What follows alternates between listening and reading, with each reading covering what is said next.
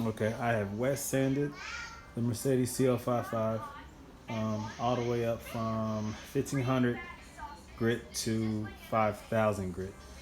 So because I did that, I didn't have to use a heavy cutting rubbing compound. Instead, I used the Final Cut. Went with Wizard's Final Cut compound. And so this is the first pass. It looks absolutely fantastic. Okay. There's a little bit of swirl in there, very light. Go over with a second pass to clean it up, but I have something else that I'm gonna use, another Wizards um, product, the Final Master Shine Master Polish and Sealant. So I'll go over it with that. That's supposed to be better than wax, but they recommend using that after 30 days of it hardening the clear coat. Even though the bottle says that you can use it within 24 hours after you apply clear coat, the rep that sold it to me told me that I should wait 30 days.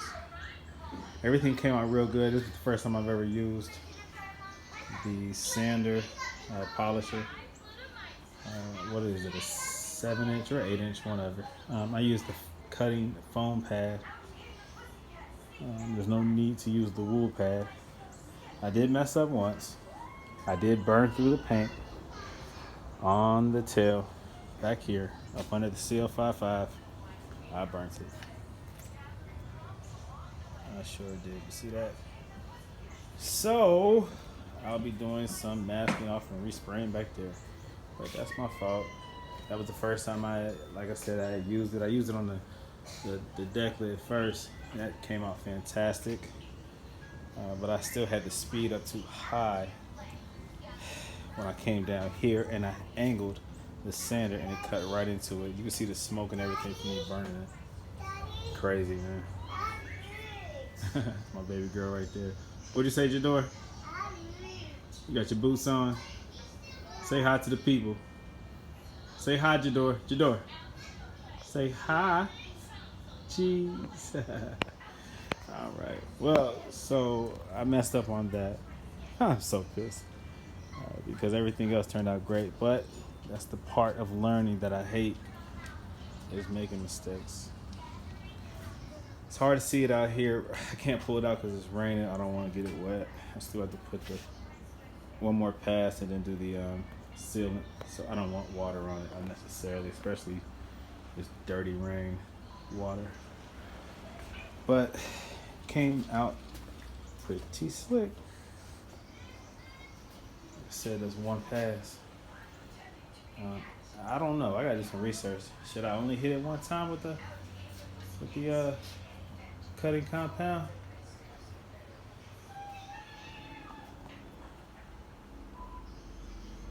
It does a fantastic job.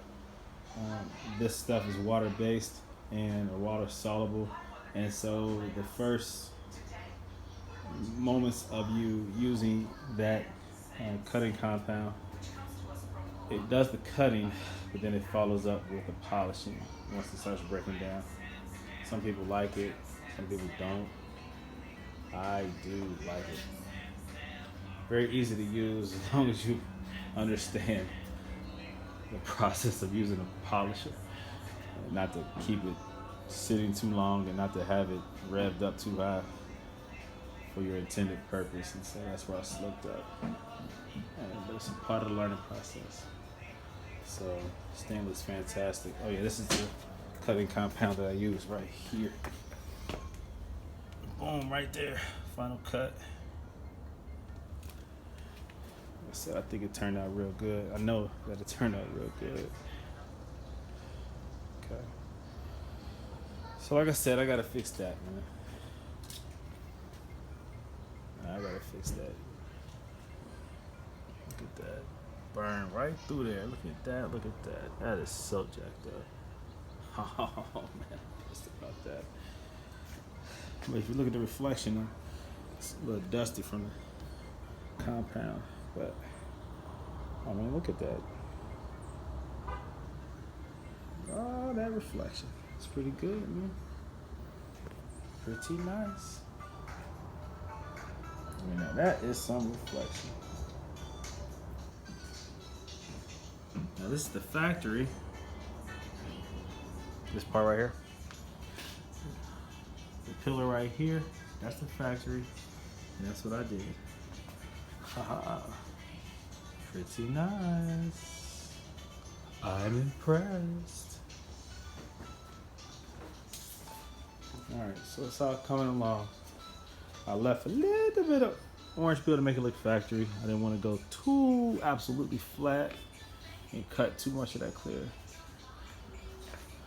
I'm going to keep some of that factory looking orange peel. Now what you're seeing that reflection right there is the ceiling, texture of the ceiling. You can see it in the paint. Look at that. Look at that. Look at that. It's beautiful, man. It's good, man. It's real good. I'm happy with that.